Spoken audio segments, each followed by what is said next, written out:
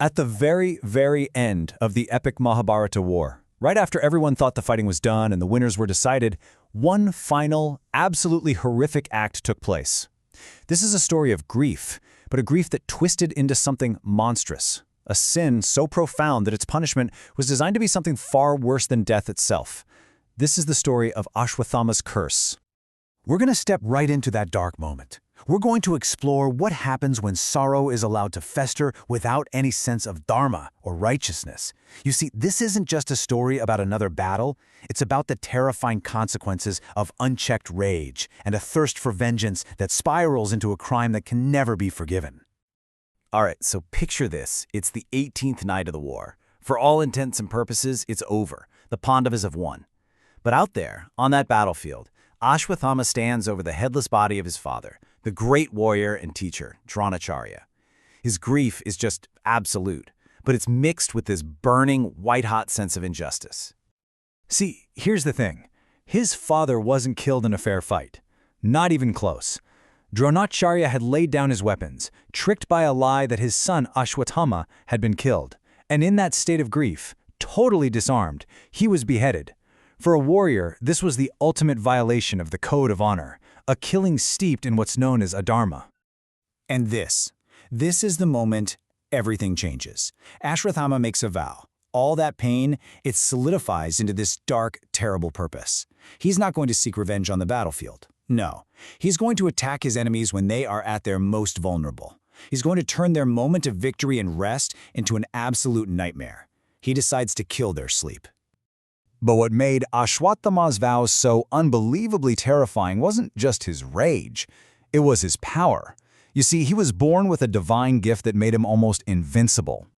From the very moment of his birth, Ashwatthama had a divine gem, the mani, literally embedded in his forehead. And this wasn't just any old jewel. This was a direct boon from Lord Shiva himself.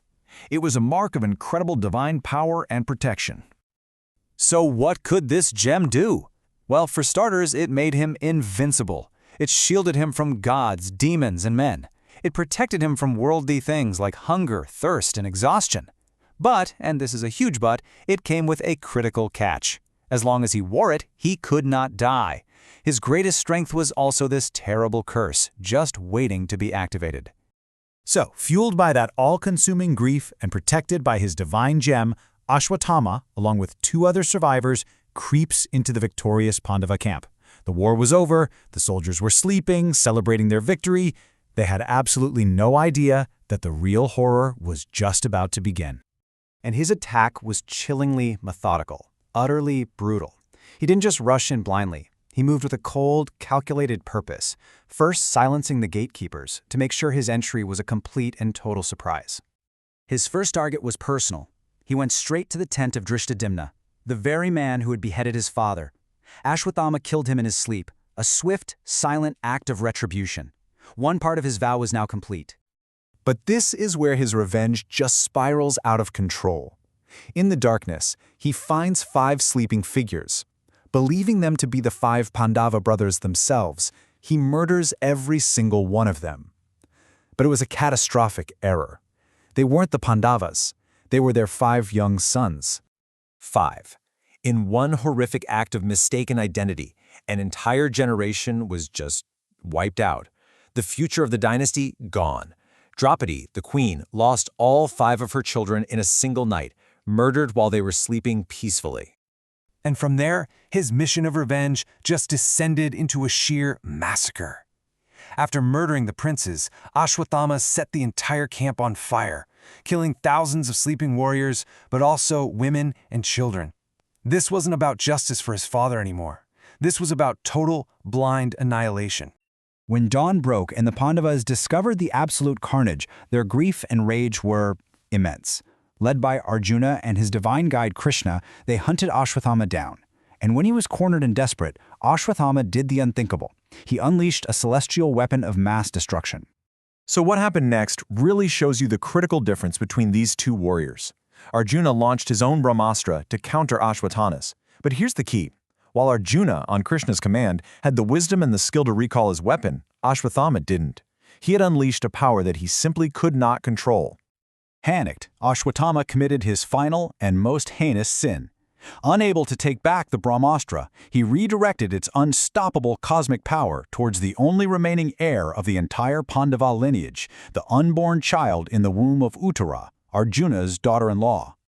You know, that final act, targeting an innocent unborn child, was a line you just don't cross. It was a sin beyond any measure. And it provoked the divine fury of Lord Krishna, who then delivered a punishment that was designed to be far, far worse than a simple death. So Krishna confronts Ashwatthama. But instead of killing him, he reaches out and, with force, rips the divine mani from his forehead. In that one moment, he stripped Ashwatthama of his power, his invincibility, his divine protection, leaving a gaping wound that would never, ever heal. And then came the curse. Krishna condemned him to wander the earth for 3,000 years, totally alone and shunned by everyone. His body would suffer from incurable diseases, and that wound on his forehead would forever weep. He would long for the release of death, but because of his sin, death itself would be denied to him. And so, Ashwatthama's story doesn't end with his death. It can't. It transforms into this timeless, chilling warning, a cautionary tale about the consequences of letting your grief curdle into an unforgivable sin. So what was the fallout? Well, Ashwatthama vanished into the forests to begin his eternal torment. Krishna, in an incredible act of divine mercy, revived that unborn child, who would be born as King Parikshit and continue the dynasty. And Draupadi, in a moment of just profound grace, she actually chose to forgive her son's murderer, though she kept his gem as a painful reminder of her loss. So when you boil it all down, this whole story is a powerful warning. It teaches us that grief, when it isn't tempered by righteousness, can become something monstrous. That revenge is a blindfold that just obscures all wisdom. And that some actions, some sins, are just so dark that their consequences have to echo for eternity. And that leaves us with one final, really heavy question to think about. In the face of a crime this horrific, what is true justice? Is a quick death maybe too merciful? Is an eternity of conscious, lonely suffering a more fitting punishment? The story of Ashwatthama forces all of us to confront the very nature of sin, justice, and damnation.